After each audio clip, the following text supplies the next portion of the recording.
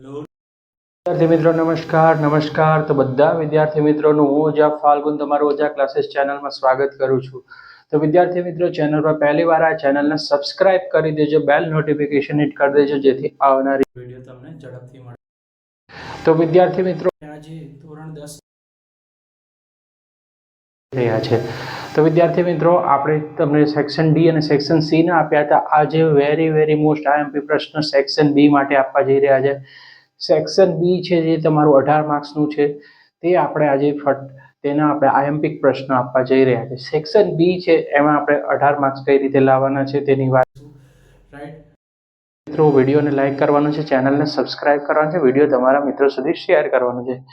Section B થી start કરીએ તો સેક્શન બી માં આપણે સૌથી પહેલા જોઈએ કે સેક્શન બી છે જે 18 માર્ક્સનું છે, એના આપણે પ્રશ્નો છે તે આજે જોવાના છે. તો ચેનલ પર પહેલી વાર આ ચેનલને સબસ્ક્રાઇબ કરી દેજો. ઓકે, તો સૌથી પહેલો ક્વેશ્ચન છે, તેલ તેમજ ચરબીયુક્ત ખાદ્ય પદાર્થની સાથે નાઇટ્રોજન વાયુને શા માટે ભરવામાં આવે છે? તો આપણે અત્યારે ફૂડ પેકેટ જે લઈએ છીએ, બરાબર છે, નાસ્તાના પેકેટો છે, બાલાજીના છે, ગોપાલના, ગમે તે આપણે કંપનીના જે પેકેટો લઈએ છીએ એમાં કયો વાયુ ભરવામાં, નાઇટ્રોજન વાયુ શા માટે ભરવામાં આવે છે તે તમને 2 માર્ક્સમાં પૂછેલું છે.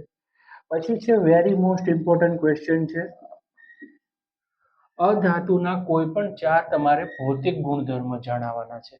આ તમારે એક્ઝામમાં પૂછાવાના પૂરા ચાન્સીસ છે. તો વિદ્યાર્થી મિત્રો આ પ્રશ્ન કરી લેજો. 4 મુદ્દા લખવાના છે, 2 માર્ક્સ મળશે.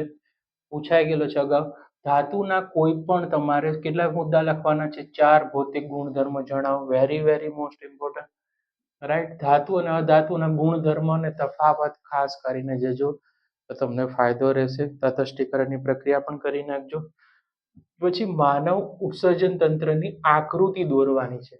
તમે ઉત્સર્જન તંત્રની આકૃતિ તમને પણ પૂછાશે 2 માર્ક્સમાં, એટલે ઉત્સર્જન તંત્રની આકૃતિ દોરવાની રહેશે. હૃદયની નામ નિર્દેશ વાળી આકૃતિ દોરી સમજાવો, 2 માર્ક્સ રહેશે. પછી નેક્સ્ટ ક્વેશ્ચન વેરી આ બંને 4th અને 5th 7 સ્ટાર ક્વેશ્ચન છે, પૂછાવાના પૂરા ચાન્સીસ છે, રાઈટ. તો તેને તમારે સ્ટાર પાડી દેજો. પછી યુવાન આરંભના સમયે છોકરીઓમાં કયા પરિવર્તન જોવા મળે છે એ તમારે લખવાનું છે. છોકરીઓમાં કયા પરિવર્તન આવશે એ તમારે લખવાનું છે, રાઈટ. જેમ કે છોકરીઓનો અવાજ પાતળો થઈ જવો, રાઈટ. પછી તેમનું ઘણા બધા જે પછી જે પીરિયડ સ્ટાર્ટ થવા, તે બધું તમારે લખવાનું છે, રાઈટ. ઓકે, પછી તફાવત આપો જારક શ્વસન ને અજારક શ્વસન, બરાબર. આ very most important 7 star question છે, રાઈટ. આને સ્ટાર પાડી દેજો કે જારક અને અજારક શ્વસનને લઈને પ્રશ્ન તમારી બુકમાં આવશે જ. પછી તમે કચરા નિકાલની સમસ્યા ઓછી કરવા માટે શું યોગદાન આપી શકો છો? એમાં તમારે કોઈ પણ 2 પદ્ધતિના નામ આપવાના છે. કચરા નિકાલની સમસ્યા કઈ રીતે ઓછી કરવાની છે? જો કચરા નિકાલની સમસ્યા ઓછી કરવા માટે આપણે શું યોગદાન આપી શકીએ છીએ એ તમારે લખવાનું છે. આનો સ્ક્રીનશોટ પાડી લેજો. ઓકે, આ ક્વેશ્ચન કરવાના છે, પ્લસ તમારી ટેક્સ્ટ બુકના જે ઇમ્પોર્ટન્ટ ક્વેશ્ચન હોય એ જોઈ લેજો વિદ્યાર્થી મિત્રો.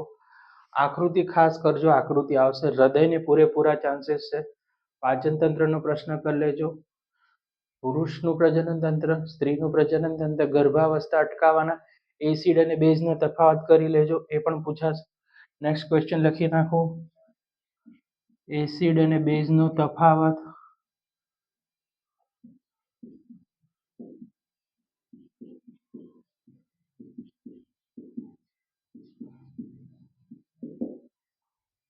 રાઈટ.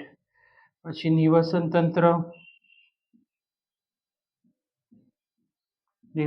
તંત્રના પ્રકારો પૂછાય. નિવસન તંત્ર વિશે ટૂંક નોંધ તૈયાર કરો, પૂછાશે, રાઈટ. નિવસન તંત્રનો પ્રશ્ન ખાસ કરજો.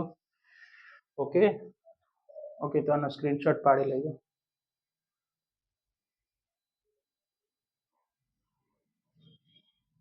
તો વિદ્યાર્થી મિત્રો હવે આપણે નેક્સ્ટ ક્વેશ્ચન તરફ જશું કે ચુંબકીય ક્ષેત્ર રેખાની લાક્ષણિકતા જણાવો. તો વિદ્યાર્થી મિત્રો તમારે ચુંબકીય ક્ષેત્રની લાક્ષણિકતા છે ખાસ કરી નાખજો.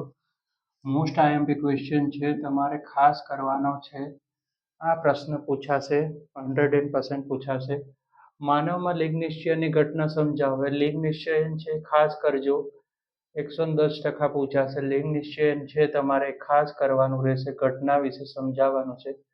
7 સ્ટાર ક્વેશ્ચન છે, પૂછાશે. પછી આ સમ વેરી વેરી મોસ્ટ આઈએમપી છે, 110% પૂછાશે. 12 વોલ્ટમાં વિદ્યુત સ્થિતિમાનનો તફાવત ધરાવતા બે બિંદુઓ વચ્ચે 2C વિદ્યુત ભારને લઈ જવા માટે કેટલું કાર્ય કરવું પડે. આ દાખલો તમને રાઈટ પૂછાવાના પૂરા ચાન્સીસ છે 2 માર્ક્સમાં. તો તમારે આ દાખલાને ખાસ કરી નાખજો. દાખલો 2 માર્ક્સમાં પણ આવશે ને દાખલો 3 માર્ક્સમાં પણ આવશે. ઓકે, તો દાખલો કરી નાખજો. અને બોર્ડવાળાનો ફેવરેટ પ્રશ્ન છે, દર વખતે પૂછાતો હોય છે. 7 સ્ટાર કહી દો કે 5 સ્ટાર કહો કે ઓઝોન એટલે શું, એ નિવસન તંત્રને કઈ રીતે અસર પહોંચાડે છે તમારે જણાવવાનું છે. સૌથી પહેલા ઓઝોનની વ્યાખ્યા લખવાની છે અને તે કઈ રીતે નિવસન તંત્રને અસર પહોંચાડે છે તે લખવાનું છે. પછી ઘરેલા વિદ્યુત પરિપથમાં ઓવરલોડિંગને નિવારવા માટે કઈ સાવધાની રાખવી જોઈએ. વેરી મોસ્ટ ઇમ્પોર્ટન્ટ ક્વેશ્ચન છે. ઓવરલોડિંગ વાળો તમારે કઈ રીતે તેને દૂર કરવું, બરાબર. વીજળી વધારે આવે તો કયા કયા આપણે સ્ટેપ લઈએ છીએ લખવાનું છે. સોલેનોઇડ વાળો પ્રશ્ન 7 સ્ટાર ક્વેશ્ચન છે. સોલેનોઇડ એટલે શું, સોલેનોઇડ વિશે સમજાવવાનું. સોલેનોઇડ વડે ઉદ્ભવતા ચુંબકીય ક્ષેત્રની લાક્ષણિકતા જણાવો, બરાબર. સોલેનોઇડ વાળો question very very most IMP. તો આનો સ્ક્રીનશોટ તમે પાડી લેજો. ઓકે, સ્ક્રીનશોટ પાડી લેજો અને વિડીયોને લાઈક કરવાનું છે. ચેનલ સબસ્ક્રાઇબ ના કરી સબસ્ક્રાઇબ કરી દેજો અને કમેન્ટ કરી દેજો અને વિડીયો તમારા મિત્રો સુધી શેર કરી દેજો.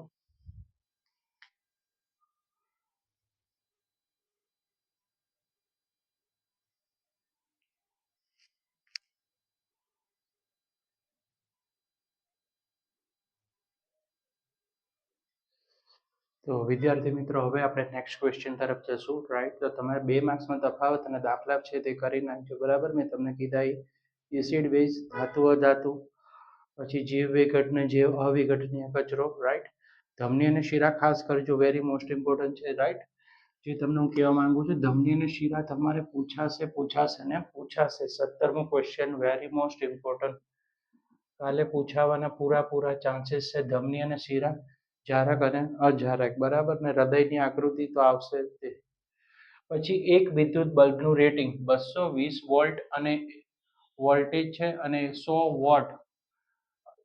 વોટ છે. જો 110 વોલ્ટ પર વાપરવામાં આવે તો તેનો વપરાશ હોય તો પાવર તમારે શોધવાનો છે, બરાબર. આ ક્વેશ્ચન લખી રાખજો, પૂછાશે. 7 સ્ટાર ક્વેશ્ચન છે. રાઈટ, પૂછાય જ છે તમને. પછી છે નેક્સ્ટ ક્વેશ્ચન તરફ જવાનું છે કે વિદ્યુત ઉપકરણનું અર્થિંગ કરવું જરૂરી છે, બરાબર. રાઈટ, તો તમને અર્થિંગને લઈને પ્રશ્ન આવશે. શોર્ટ સર્કિટ એટલે શું, રાઈટ, એને લઈને પ્રશ્ન આવી શકે છે. શોર્ટ સર્કિટ વાળો પ્રશ્ન કરી લેજો. અવરોધોનું સમાંતર જોડાણ, શ્રેણી જોડાણ કરી લેજો. રાઈટ, એ બંને ક્વેશ્ચન ઇમ્પોર્ટન્ટ છે. પછી છે વિઘટકો એટલે શું, નિવસન તંત્રમાં વિઘટકોની ભૂમિકા જણાવો. હવે નિવસન તંત્રની શોર્ટ નોટ કરજો. 7 સ્ટાર ક્વેશ્ચન છે, પૂછાઈ ગયેલો છે. તો વિદ્યાર્થી મિત્રો ખાસ કરજો, વિઘટકો એટલે શું, નિવસન તંત્રમાં વિઘટકોની ભૂમિકા જણાવો. ઘણીવાર પાઠનું નામ છે પર્યાવરણ છે, તો પર્યાવરણની જે આપણું પ્રસ્તાવના છે, જે આપણે ટેક્સ્ટ બુકમાં આપેલી છે 7-8 લીટીની છે, એ તમે ખાસ કરી નાખજો, પૂછાઈ શકે છે. પછી છે 7 સ્ટાર ક્વેશ્ચન નેક્સ્ટ છે જૈવિક વિશાલન વિશે ટૂંકમાં સમજાવો. જૈવિક વિશાલન વેરી મોસ્ટ ઇમ્પોર્ટન્ટ, નિવસન તંત્ર વેરી મોસ્ટ ઇમ્પોર્ટન્ટ. રાઈટ, તો આ ખાસ કરી નાખજો. 3 ઉપભોગી છે, પ્રથમ ઉપભોગી, દ્વિતીય ઉપભોગી અને તૃતીય ઉપભોગી, બરાબર. તૃણાહારી અને માંસાહારી પ્રાણીઓ એ પણ રીતે કરી શકે છે. રાઈટ, તો તમારે ખાસ કરી નાખજો. પછી છે આયની સંયોજનના કોઈ પણ 2 ગુણધર્મ જણાવવાના છે. આયની સંયોજનોના ગુણધર્મ. પછી છે પરમાણુનું બંધારણ થાય છે એ જણાવવાનું છે, કાર્બનનું, એ તૈયાર કરી નાખજો. રાઈટ, એમાં methane, ethane, propane, butane. Right, એ કરી નાખજો. બંધારણ પૂછાશે ચેપ્ટર નંબર 4માં. રાઈટ, ક્રિયાશીલ સમૂહ વિશે પૂછાવાના પૂરા ચાન્સીસ છે. ક્રિયાશીલ સમૂહ એટલે શું, રાઈટ, તો ક્રિયાશીલ સમૂહ વાળા ક્વેશ્ચન પણ કરી નાખજો, બરાબર. નોટ ડાઉન કરી નાખજો. નેક્સ્ટ લખી રાખું છું, ક્રિયાશીલ સમૂહ પૂછાશે. આયની સંયોજન ને ક્રિયાશીલ સમૂહ વિશે તમને પૂછાશે તે.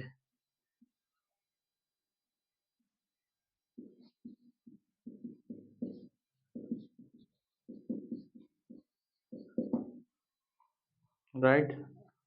એટલે એવું નહીં કે આહાર શૃંખલા અને આહાર જાળ ના પૂછાય, એ પણ પૂછી શકે છે.